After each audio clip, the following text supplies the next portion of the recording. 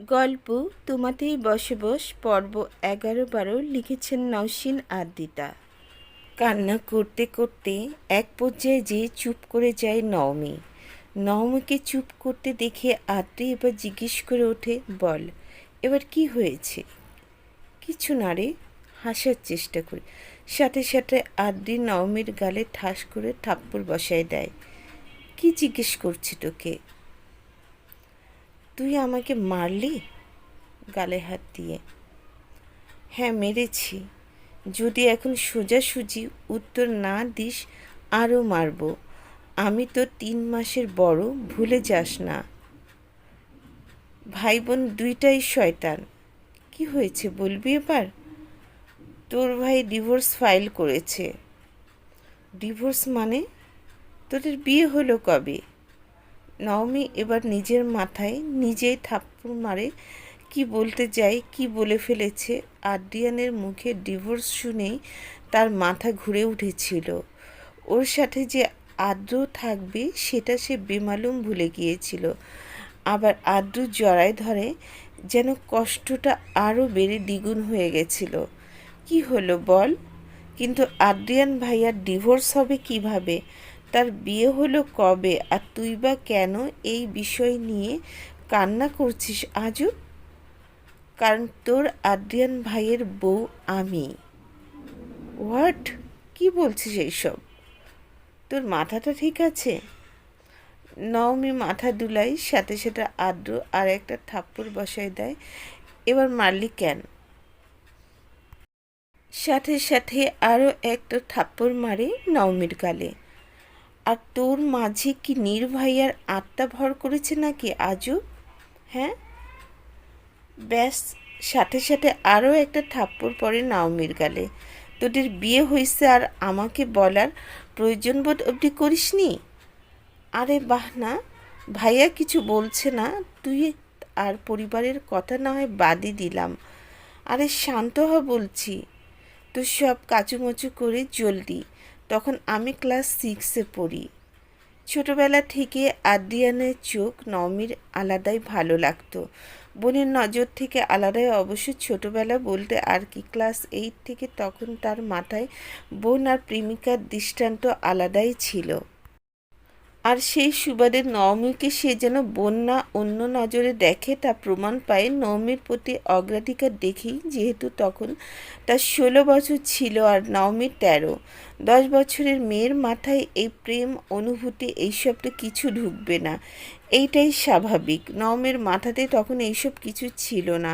ছোটবেলায় যখন বাকি ছেলেদের সাথে খেলতো তখন আদ্রিয়ান তাকে হয় ধমক দিত, না হয় বাড়িতেই রেখে দিত এক প্রকার জোর করে। আর না হলে নিজের সাথে খেলাতো বড়রাও। ব্যাপারটা তেমন আমলে নেয়নি। কিন্তু দুর্ঘটনা তখন ঘটে যখন নওমির বয়স হয় 17 আর আদ্রিয়ানের 23। তাগড়া যুবক তখন, সে রক্তের তেজে আলাদা। আর ততদিনে নওমিও বুঝে যায় আদ্রিয়ান তাকে বোনের নজরে না অন্য নজরে দেখে। এতে তারও সমস্যা ছিল না, কারণ আদ্রিয়ান এমনিতেই সুদর্শন ছিল। জিম করায় হালকা বডিও ছিল তখন, যার কারণে দেখতে আকর্ষণীয় যুবক হিসাবেই ধরবে যে কেউ তাকে। কিন্তু সমস্যা ছিল আদ্রিয়ানের রাগ। 17 বছরে নওমি যখন ক্লাস 9-এ পড়ে তখন নওমিকে একটা ছেলে চিঠি দেয় আর সেটাই দেখে ফেলে রুহি। আর সেও আদ্রিয়ানকে চকলেটের লোভে পড়ে বলে দেয় সবটা। আর সাথে সাথে হাজির হয় পরের দিন আদ্রিয়ান স্কুলে। বিনা কিছু ভেবেই 2 থাপ্পড় বসায় ছেলেটার গালে। আর মারতে থাকে ক্লাস 9-এ পড়া ছেলে। আর যাই হোক, অনার্সে পড়া ছেলের সাথে তো পারবে। কলেজের টিচার এসে তাদের থামায়। যেহেতু আদ্রিয়ানের দাদা এই কলেজের ট্রাস্টি ছিলেন, তাই তাকে তেমন কিছুই বলা হয় না। কিন্তু খবর চলে যায় বাড়িতে। আর এতেই নওমির হয়ে যায় রাগ।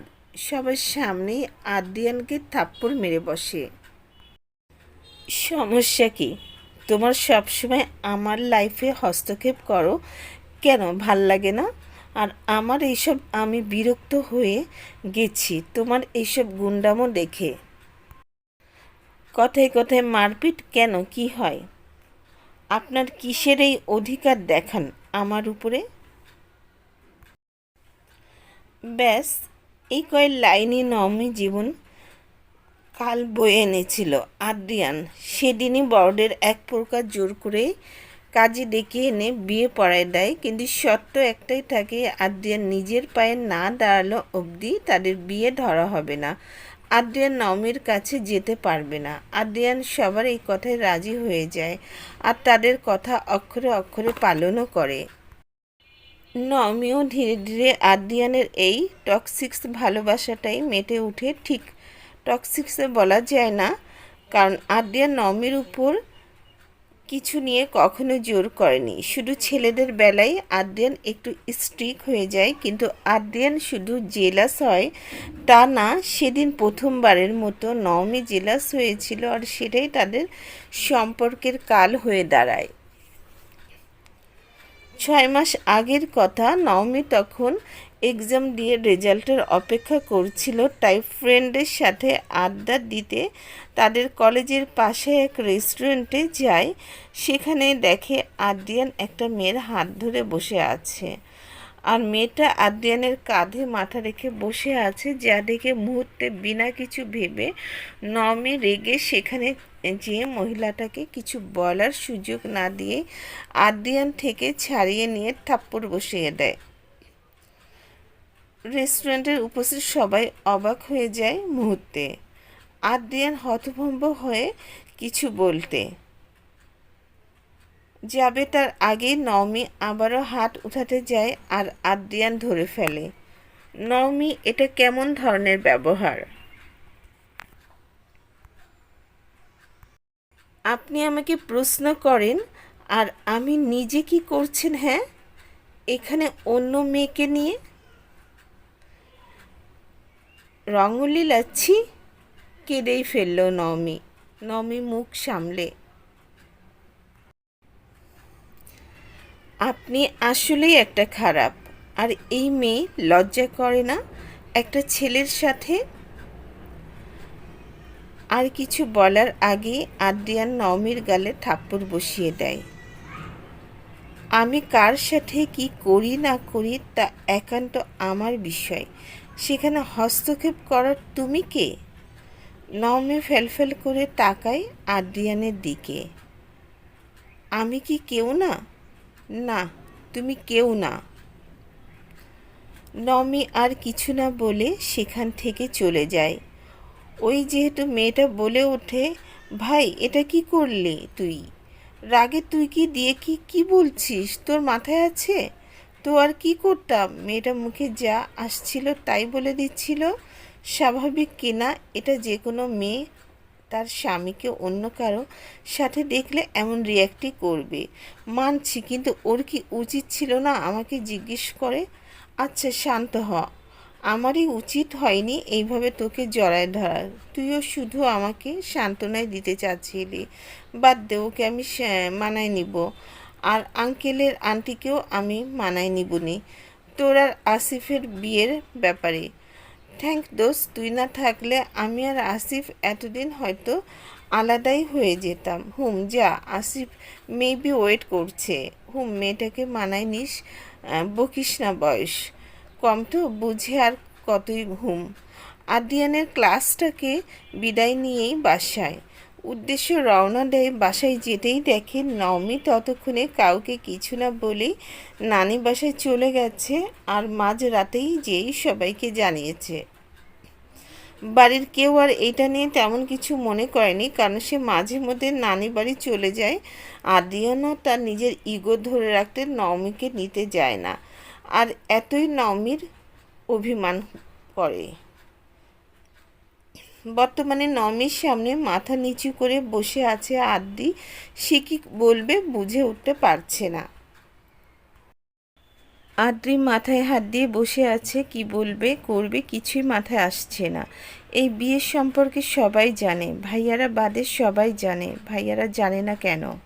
কারণ তখন কেউই এখানে ছিল না, সবাই তাদের নিজ নিজ বাসাতেই ছিল। আর নির্ভাইয়া কিছু কাজে দেশের বাইরে গেছিল। দারুণ। যা ফ্রেশ হয়ে ঘুমা, আমি দেখি কি করতে পারি। না, কিছু করা লাগবে না। ওই লোক যেহেতু আমাকে চায় না, সেজন্য আমিও তাকে চাই না। ডিভোর্স দিয়ে হয়তো সে মেয়েটাকে বিয়ে করতে চায়। আমি ততদিন পুরাতন হয়ে গেছিলাম, আবেগ কেটে গেছিল হয়তো তার। আদ্রিতার সাথে সাথে আরও একটা থাপ্পড় দেয়। আরে আজব, কথায় কথায় মারিস কেন? লাগে। সামনে থেকে সর, না হলে আরও খাবি। একে এত বড় কথা জানায়নি, আবার আসছে বড় বড় কথা বলতে। যা সর। নওমি গালে হাত দিয়ে সেখান থেকে চলে গেল। সে যেতেই আদ্রিতা ভাবতে লাগে, সব গল্পেই দুই সাইড থাকে। একটা সাইড তো জানা গেল, এখন ভাইয়ার সাইডও জানা উচিত, কারণ ভাইয়া তো টিচ করার মতো ছেলে না। আর যদি কাউকে ভালোবাসতো তাহলে এতদিন হলো আমি আসলাম, কই ভাইয়াকে তো কোনো মেয়ের আশেপাশেও দেখিনি। ওই রাক্ষস রাজার কাছেই সব উত্তর আছে। বেটার 4 চোখ না 10-20 চোখ, তার চোখে আবার ফাঁকি দেওয়া সম্ভব না। আদ্রিতা দৌড়ে লাগায় নীরের রুমে, আর সে দৃশ্য দেখে ফেলে নিলা। লিনার ঠোঁটের সাথে সাথে হাসি চওড়া হয়। একবার তো ফেক করে ভিডিও জন্য তেমন কিছু করতে পারিনি, বাট এবার দেখছি লাইভ দেখাতে পাবো। আদ্রিতা নীরের রুমে প্রবেশ করতে অবাক হয়। নীর পুরো রুম অন্ধকার করে রেখে দিয়েছে। আরে, এ কোন ভূতের ঘরে প্রবেশ করলাম? লাইট কই, সুইচ কই, কিছুই তো খুঁজে পাওয়া যাচ্ছে না। ধুর। আদ্রিতার বিড়বিড়ের মাঝেই কোমরে ঠান্ডা স্পর্শ পেতেই শিউরে ওঠে তার লোমকূপ। ঘাড়ের কাছে গরম নিঃশ্বাস প্রকট হয়ে ওঠে তীব্র। আদ্রিতা মুহূর্তে জমে যায় সেখানে। হঠাৎ ঘাড়ে নরম ঠোঁটের ছোঁয়া পেতে কেঁপে ওঠে তার শিরদাঁড়া। নীর আস্তে আস্তে নিজের আঙুল আদ্রিতার হাত থেকে তুলে ঘাড়ে নিয়ে আসে। স্লাইড করতে করতে ঠোঁট যে আদ্রিতার ঠোঁটের দিকে এগুতে নিলে আদ্রিতা নিজের শক্তি দিয়ে ধাক্কা দেয়। হঠাৎ এমন হয়, চোখ মেলে তাকায় নীর। আদ্রিতাও ততক্ষণে সুইচ অন করে লাইট জ্বালিয়ে দেয়। আর সাথে সাথে চোখ পড়ে আদ্রিতার নীরের চোখের দিকে। আর তাতেই তার বুকের মাঝে ছ্যাট করে ওঠে। নীরের ধূসর বনে চোখ জোড়া লাল হয়ে আছে। আপনার চোখ, কথাটা বলেই নীরের কাছে এগিয়ে আসে। নীর বাঁকা হাসে। সামান্য ব্যথায় জানা যায় না তোমার অবহেলায় মৃত্যু এসে দরজায় দাঁড়ায়। সব ব্যথা হাসি মুখেই গেলা যায়, কিন্তু তোমার চোখ অন্য কারোর দিকে তাকালে বুকটা জ্বলে ওঠে। যার বাস আমার হৃদয়ে, সে তুমিটাই তার চোখেই। নীর আর কিছু না বলে আদ্রিতাকে নিজের দিকে টেনে নিয়ে আসে। তার হাতে নিজের বুকের বাম পাশ এনে রাখে। চুলের ভাঁজে নাক ডুবিয়ে দেয়। বুঝলে আদর পাখি, এই জায়গায় যে থাকে সে বড্ড খারাপ। এত সুন্দর স্থান দিয়েছে তাকে বাসা, কিন্তু সে তার বাসা স্থানে আঘাত করে। বুঝতেই চায় না এই জায়গায় দারুণ যন্ত্রণা হয় যখন তাকে দেখি অন্য দিকে ভালোবাসার মিশ্রিত চোখে তাকাতে। কি করব বলো? মানুষটা আমি বড্ড খারাপ। নিজের জিনিস আর মানুষ দুটোই আগলে রাখি, আর তারা হাত ফসকাতে নিলে হাতও আঁকড়ে রাখি। দরকার পড়লে হিংস্র হব, ভয়ানক পশু হব, তার ঘৃণার কাতারে নামব, শিকলে বাঁধব, পিঞ্জিরায় বন্ধ করব, তবু তাকে কারো কাছে যাওয়ার অনুমতি দিব না। আমি মরলে তাকে নিয়েই মরব। কথাটা বলেই আদ্রিতার ঘাড়ে চুমু খায় নীর। এদিকে আদ্রিতা নীরের কণ্ঠে কষ্ট বুঝতে পারছে স্পষ্ট। তখন তার চোখে আবিরের চুপচাপ হয়ে থাকা নিস্তেজ মুখটা দেখে তার খারাপ লাগছিল। সেজন্য বারবার লুকিয়ে তাকাতেই দেখছিল। হাজার হোক, ছোট থেকে বড় হয়েছে একসাথে, মাঝে কয় বছর ভুল দিকেই পা বাড়িয়েছিল, কিন্তু তবু আর সেটাই যে নীর দেখে এমন করেছে তা বেশ বুঝতে পারছে আদ্রিতা। আনমনেই প্রশ্ন করে ওঠে, ভালোবাসেন আমাকে? সব কিছুই কি মুখে বলতে লাগে? আদর পাখি, বুঝো না? তুমি নাকি বুঝতে চাও না? নাকি চিল্লিয়ে পুরো শহর জানাবো? জানান পুরো শহরকে, ভেবে বলছো তো? জানি না। নীর হাসল আলতো করে। সে নীরের হাসিটা দেখল, কিন্তু তার গলায় এখনো নীরের মুখে লেগে থাকা কারণে ঠিকই বুঝলো নীরের ঠোঁট প্রসারিত হয়েছে। দূরে সরুন, আমার কথা আছে। কেন, এইভাবে বললে কি হবে? আমার কেমন কেমন লাগছে, সরেন না প্লিজ। বিয়ে করবা আদর পাখি? করব। চলেন। সত্যি? মিথ্যা বলবো কেন, চলেন। ডাকেন আপনার বাবা মাকে, বলেন আমার কথা, আমার বিয়ে ভাঙার কথা, বিয়ের দিনের ঘটনা। কি বোঝাতে চাও? অনেক কিছু, যা আপনি বুঝেও বুঝতে চাচ্ছেন না। নীর আদ্রিতা থেকে দূরে সরে আসে। কথা তার পছন্দ হয়নি, কিন্তু আদ্রিতা অন্য কিছু ভেবে নিল, আর তাতেই কেন যেন তার স্পষ্ট কষ্ট হতে শুরু করলো। কেউ আমাকে ভালোবাসে না, বাবা মাকে বলার কথাতেই দূরে সরে গেল। সে নাকি শহরে এলান করবে। কেন এসেছিলে? ও হ্যাঁ, আমি নমি আর ভাইয়ার কথা বলতে এসেছিলাম। কেন, ওদের আবার কি হলো? আদ্রিতা নীরকে সব বলে দিল। সব শুনেও নীরের ফেস স্বাভাবিক দেখেন শিউরে হলো। নীর আগে থেকেই সব জানতো, আর হলেও তাই। আপনি সব জানতেন তাই না?